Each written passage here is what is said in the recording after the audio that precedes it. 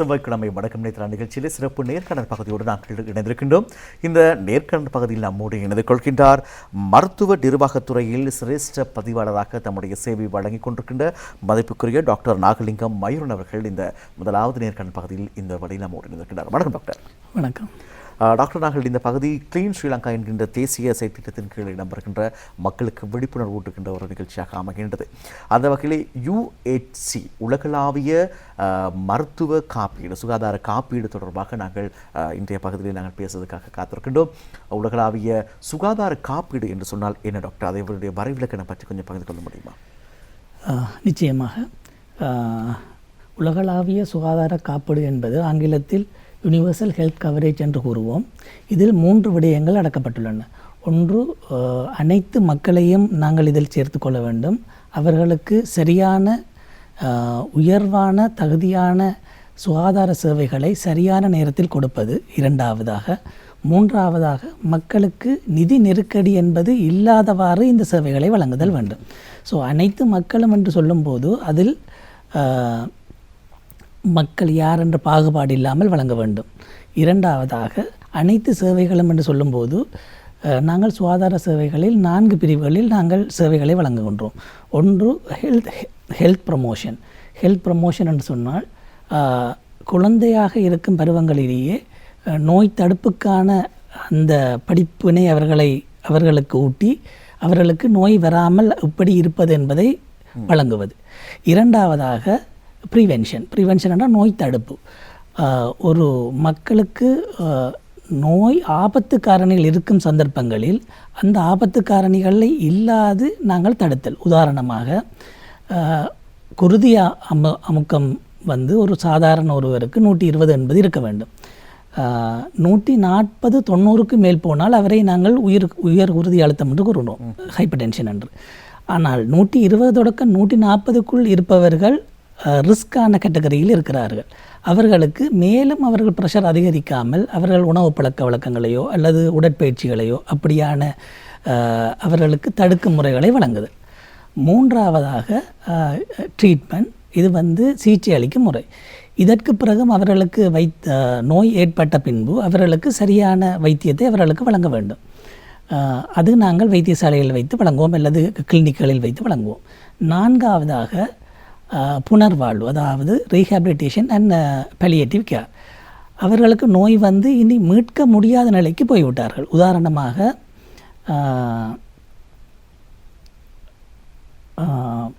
Stroke என்று சொல்லலாம். Stroke பக்கவாதம் ஏற்படும் போது அவர்கள் மீண்டும் பழைய நிலைக்கு வர முடியாது. ஆனால் இருந்தபோதும் நாங்கள் அவர்களுக்கு தகுதியான நல்ல வாழ்க்கையை அமைத்து கொடுப்பதற்காக கொடுக்கும் ஒரு சிகிச்சை முறை.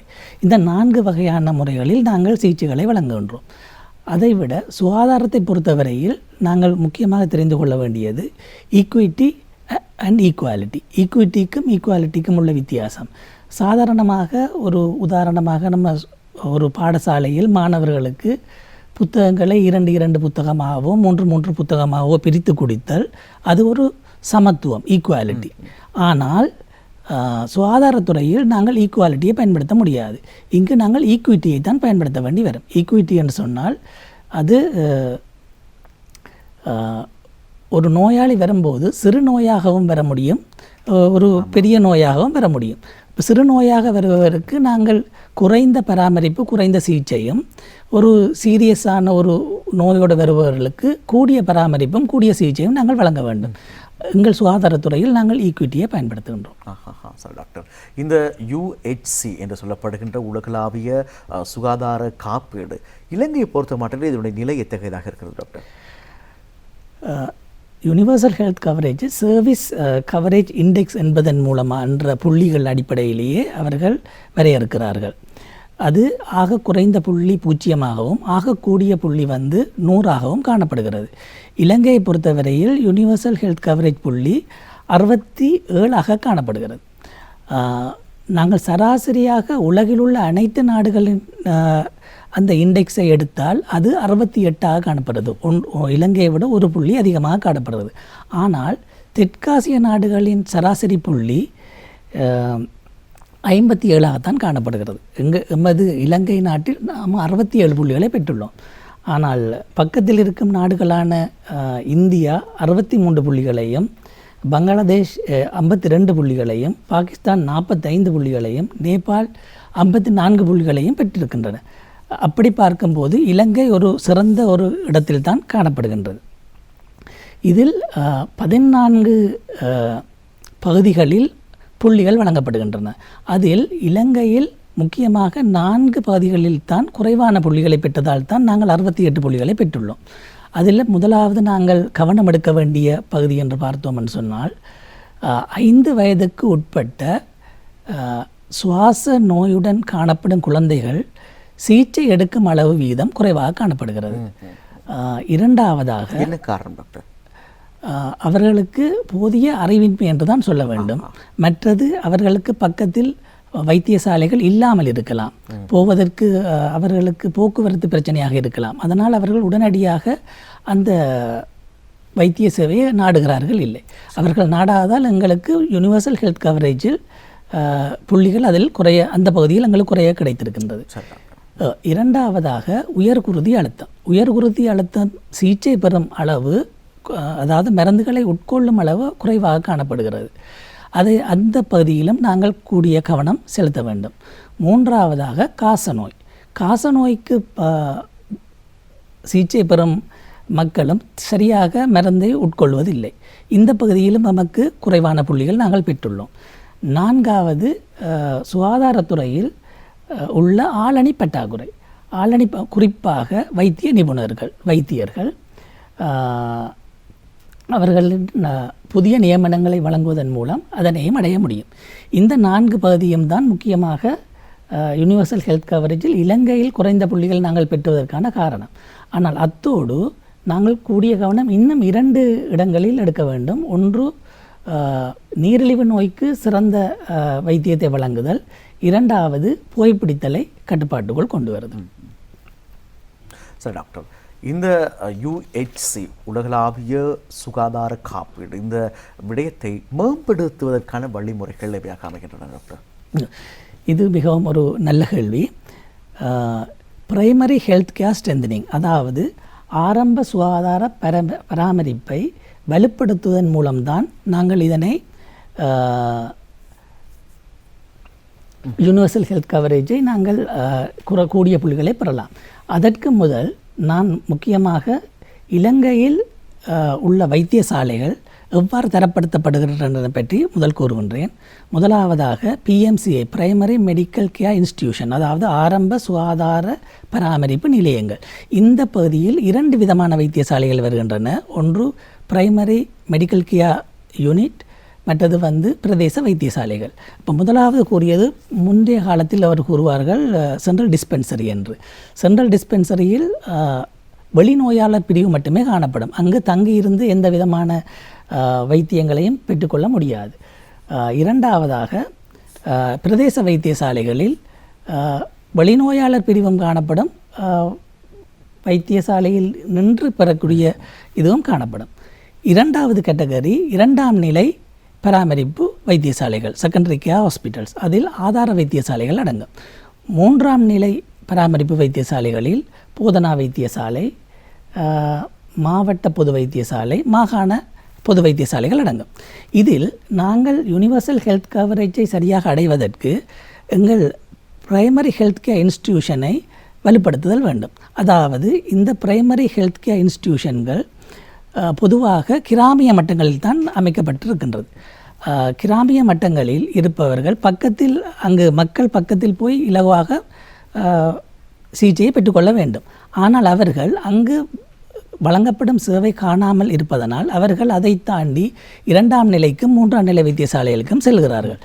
அப்பொழுது நாங்கள் அந்த பிரைமரி மெடிக்கல் கேர் இன்ஸ்டிடியூஷனில் எங்களுடைய சிகிச்சை முறைகளை வலுப்படுத்துவதன் மூலம் நாங்கள் primary health care universal health coverage அடைய முடியும்.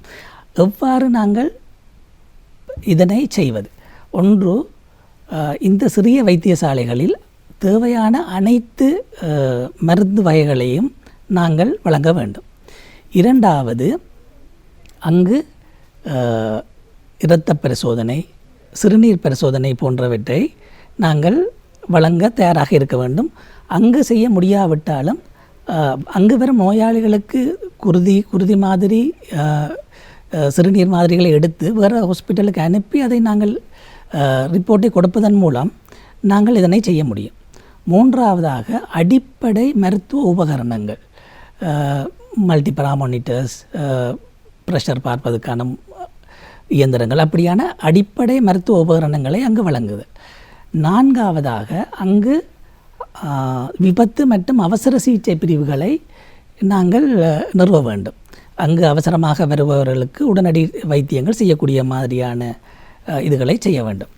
ஐந்தாவதாக அங்கு வரும் நோயாளிகளை மேலதிக பராமரிப்புக்கு பக்கத்தில் இருக்கும் ஒரு 2ஆம் நிலை வைத்தியசாலைக்கோ அல்லது 3ஆம் நிலை வைத்தியசாலைக்கோ அனுப்பக்கூடிய வசதிகளுக்கு ஆம்புலன்ஸ் சர்வீசஸ் வழங்க வேண்டும். இதன் மூலமாக நாங்கள் யூனிவர்சல் ஹெல்த் கவரேஜை அணுக முடியும். விசேஷமாக டாக்டர், இந்த UHC உலகளாவிய சுகாதார காப்பீடு இதனை அடைவதற்கு இருக்கின்ற சவால்கள் எவையாக இருக்கின்றன? தற்போது இலங்கையை பொறுத்தவரை மட்டுமல்ல, உலகத்தை பொறுத்தவரையிலும் தொற்றா நோயின் அதிகரிப்பு குறிப்பாக காணப்படுகிறது.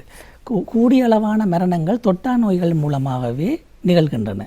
தொற்றா நோய்கள் என்று கூறும்போது இதய நோய்கள், உயர் குருதி அழுத்தம், டயபெட்டிஸ், அஸ்மா அப்படியான போன்ற நோய்கள், கேன்சர் இப்படியான நோய்களின் மூலமாக தான் மக்கள் கூடுதலாக இறப்புகள் நிகழ்கின்றன. அதனால் இவ்வாறான நோய்களுக்குரிய வைத்தியங்களை நாங்கள் வலுப்படுத்த வேண்டும். இது எங்களுக்கு ஒரு மிகப்பெரிய ஒரு சவாலாக இருக்கிறது. இலங்கையில் மட்டுமல்ல, இது உலகளாவிய பிரச்சனை. இரண்டாவதாக இலங்கையில் தற்போதைய பிரச்சனை வயோதிபர்களின் எண்ணிக்கை அதிகரித்து வருகின்றது. இப்போ வயோதிபர்களின் எண்ணிக்கை அதிகரித்து வருவதனால் அவர்களுக்கான பராமரிப்பு, அவர்களுக்கான சிகிச்சை முறைகளை நாங்கள் வலுப்படுத்த வேண்டும். அதாவது ரீஹாபிலிட்டேஷன் கேர், பலியேட்டிவ் கேர் இப்படியான பகுதிகளில் எமது சிகிச்சை முறைகளை வலுப்படுத்துவதன் மூலம் நாங்கள் இதனை அடைய முடியும். மூன்றாவதாக கிளீன் ஸ்ரீலங்காவில் உட்படுத்தப்பட்ட ஒன்று தான் அது கணனிமயப்படுத்தல். கணனிமயப்படுத்தலில் இலங்கையில் இப்பொழுது நடைமுறைப்படுத்தப்பட்டு வருகின்றது. கணனிமயப்படுத்தப்பட்டு இருந்தும் இன்னும் அதை நாங்கள் வலுப்படுத்த வேண்டும். நான்காவதாக நான் ஏற்கனவே கூறியது போல ஆளணி பற்றாக்குறை. வைத்திய நிபுணர்கள், வைத்தியர்கள், தாதிய உத்தியோகத்தர்கள் மற்றும் அனைத்து சுகாதார உத்தியோகத்தர்களையும் நாங்கள் புதிய நியமனங்கள் வழங்குவதன் மூலம் அந்த பிரச்சனையை குறைக்க முடியும். அதனை தவிர தற்பொழுது மொத்த உள்நாட்டு உற்பத்தியில், அதாவது ஜிடிபி, க்ரோஸ் ப்ராடக்ட் ஜிடிபியில் 2% குறைவான நிதிதான் சுகாதாரத்துறைக்காண்டி ஒதுக்கப்படுகின்றது. உலக சுகாதார நிறுவனம் கூறியதின்படி குறைந்தது 5% சுகாதாரத்துறைக்கு ஒதுக்கப்பட வேண்டும் என்பது அவர்களுடைய கருத்து. அவ்வாறு எமது நிதி ஒதுக்கீட்டை சுகாதாரத்துக்காக 5% அல்ல 5% அதிகமாக்கும் பொழுது இன்னும் எங்களுக்கு நிறைய சுகாதார சேவைகளை வழங்க முடியும் என்று நான் நினைக்கின்றேன். அதேபோல் டாக்டர், நாங்கள் இப்பொழுது இந்த கலந்துரையாடலின் இறுதி பகுதிக்குள்ளே வந்துவிட்டோம். ஆகவே நீங்கள் இந்த UHC தொடர்பாக பேசுகின்ற பொழுது எப்படி நீங்கள் சொன்னது போல நீங்கள் இது இருக்கின்ற சவால்கள் தொடர்பாக சொல்லியிருந்தீர்கள். இந்த சவால்களை எப்படி நாங்கள் சரியான முறையில் எதிர்காலத்தை இலக்காக கொண்டு எடுத்த எடுப்பிலே வருவது என்பது கஷ்டம். இனி வருகின்ற காலங்களில் சரியான ஒரு அடைவினை பெறுவதற்கு இத்தகைய நடவடிக்கை எடுப்பது பொருத்தமானதாக இருக்கும். ஏற்கனவே கூறியது போலதான் கணனிமயப்படுத்துதலில் கூடிய கவனங்கள் நாங்கள் செலுத்தப்பட வேண்டும். அத்துடன் மக்கள் சுகாதார சேவைக்காக அவர்கள் பணத்தை செலவழிக்கும் போது அவர்கள் வறுமை கோட்டுக்கு கீழே போகக்கூடிய சந்தர்ப்பங்கள் ஏற்படுகின்றன. அதற்காக நமது இலவச சேவையை தொடர்ந்து வழங்க வேண்டும். அதுவும் அனைத்து விதமான சேவைகளையும் ஒரே வைத்தியசாலையில் பெற்றுக்கொள்ளக்கூடிய வசதிகளை செய்ய வேண்டும். வளர்முக நாடுகளிலே, வளர்ச்சியடைந்த நாடுகளில் இந்த நிலைமை எப்படி இருக்கிறது டாக்டர்? நம்முடைய நாடோடு எப்படி பார்க்கின்ற பொழுது நான் ஏற்கனவே கூறியது போல கனடா யூனிவர்சல் ஹெல்த் கவரேஜ் 91 புள்ளிகளை பெற்றிருக்கின்றது. அங்கு எங்களோட நிதி ஒதுக்கீடுகள் மிகவும் எஸ்டாப்ளிஷ் பண்ணப்பட்டு இருக்கின்றன. இலங்கையில் அவ்வாறான ஒரு வளர்ச்சி அடைந்த நாட்டை பின்பற்றுவது தான் சரியான முறையாக இருக்கும் என்று நான் கருதுகிறேன். நீங்கள் உங்களுடைய கலந்துரையாடலை கருத்துக்களில் ஒரு அழகான ஒரு விஷயம் சொல்லியிருந்தீர்கள். இந்த சிறு வயதுடையவர்கள் இந்த வைத்தியசாலையை அணுகுவதில் இருக்கின்ற சிரமங்கள், போக்குவரத்து, இப்படியான விஷயங்கள் சொல்லியிருந்தீர்கள். அந்த பகுதியில் நிவர்த்தி செய்ய என்ன செய்ய வேணாம் டாக்டர்? ஆரம்பத்தை சொன்னது போல இதற்காக புதிய பிரைமரி மெடிக்கல் கேர் இன்ஸ்டிடியூஷன்களை நிறுவ முடியும். அது வந்து கிராமப்புறங்களில் தான் அதை நிறுவ வேண்டி வரும். எங்களுடைய சட்டத்தின்படி ஒவ்வொரு 3 கிலோமீட்டருக்கும் ஒரு வைத்தியசாலை காணப்பட வேண்டும். அப்படியாக நாங்கள் நிர்வகிப்பதன் மூலம் அவர்கள் போக்குவரத்து தடை, மற்றது வைத்தியம் சிகிச்சை பெற்றுக்கொள்வதில் உள்ள தடைகளை நாங்கள் குறைத்து கொள்ள முடியும். சரி டாக்டர், நான் கலந்துரையாடலின் இறுதி பகுதிக்குள்ளே வந்துவிட்டோம். இந்த தருணத்தில் நிகழ்ச்சியை பார்த்து கொண்டிருக்கிற நம்முடைய நேயர்களுக்காக உங்களுடைய கருத்துக்களை பகிர்ந்து கொள்ளுங்கள் சுருக்கமாக. இலங்கையில் யூனிவர்சல் ஹெல்த் கவரேஜை அடைவதற்கு சிறந்த பாதை, ஒரு சிறந்த நிலையில் தான் நாங்கள் இருக்கின்றோம். இன்னும் அதை நாங்கள் முன்னேற்ற வேண்டும் என்று சொன்னால் தற்போதைய அரசாங்கத்தின் அந்த கிரீன் ஸ்ரீலங்கா என்ற அந்த தொனியில் நாங்கள் அதனை இன்கோப்ரேட் பண்ணுவதன் மூலம் நாங்கள் யூனிவர்சல் ஹெல்த் கவரேஜை அடைய முடியும் என்று நான் நினைக்கின்றேன். நிச்சயமாக. ஆகவே தான் இந்த கிளீன் ஸ்ரீலங்கா போன்ற மாபெரும் தேசிய செயற்திட்டம் நாடளாவிய ரீதியில் இடம்பெறுகிறது. இது மக்களுடைய சுகாதாரம் மீது மிகவும் கவனம் செலுத்துகின்றது. ஆரோக்கியமான வாழ்க்கை மக்கள் வாழ்கின்ற பொழுதே அழகான வாழ்க்கையை இவர்கள் பெற்றுக்கொள்ளக்கூடியதாக இருக்கும். வளமான நாடு அழகான வாழ்க்கை என்கின்ற துணைப்பொருளில் இடம்பெறுகின்ற இந்த கிளீன் ஸ்ரீலங்கா தேசிய செயற்திட்டத்தின் ஒரு அங்கமாகவே இந்த ஊடகத்தின் ஊடாக மக்களுக்கு விழிப்புணர்வு ஊட்டுகின்ற வகையிலே நாங்கள் இந்த கிளீன் ஸ்ரீலங்கா நிகழ்ச்சியின் ஊடாக இந்த பகுதியை நாங்கள் உங்களுக்காகவே வழங்கியிருந்தோம். ஆகவே இந்த பகுதியினூடாக இந்த மருத்துவ பகுதியானது உங்களுக்கு மிகவும் பயன் தந்திருக்கும் என்ற நம்பிக்கையோடு முதலாவது கலந்துரையாடல் பகுதி நாங்கள் நிறைவு செய்கின்றோம். இந்த பகுதியில் நம்மோடு இணைந்து கொண்டவர் மருத்துவ நிர்வாகத்துறையில் சிரேஷ்ட பதிவாளராக தன்னுடைய சேவையை வழங்கி வருகின்ற டாக்டர் நாகலிங்க மயூரன் அவர்களுக்கு உளமார்ந்த நன்றிகளை தனது நாட்களில் தெரிவித்து விடைபெறுகின்றோம். நன்றி டாக்டர். தேங்க்யூ. இன்றைய செவ்வாய்க்கிழமை வணக்கம் நேத்ரான நிகழ்ச்சியினுடைய நேர்காணல் பகுதியிலே முதலாவது நேர்காணல் பகுதி இந்த அளவோடு நிறைவுக்கு வருகின்றது. இரண்டாவது பகுதி உங்களுக்காக விஷேட மற்றும் ஒரு கலந்துரையாடல் பகுதியாக உங்களுக்காக அமை காத்திருக்கின்றது. பிரணீதா கோணேஸ்வரன் அந்த இரண்டாவது நேர்காணல் பகுதியோடு உங்களோடு இணைந்து கொள்வார். இந்த அளவோடு இன்றைய செவ்வாய்க்கிழமை வணக்கம் நேத்ராவின் முதலாவது நேர்காணல் பகுதி நிறைவடைகின்றது. வர்த்தக விளம்பர இடைவேளை, இனிய பாடல்களை தொடர்ந்து இரண்டாவது நேர்காணல் பகுதியோடு நீங்கள் இணைந்து கொள்ளுங்கள்.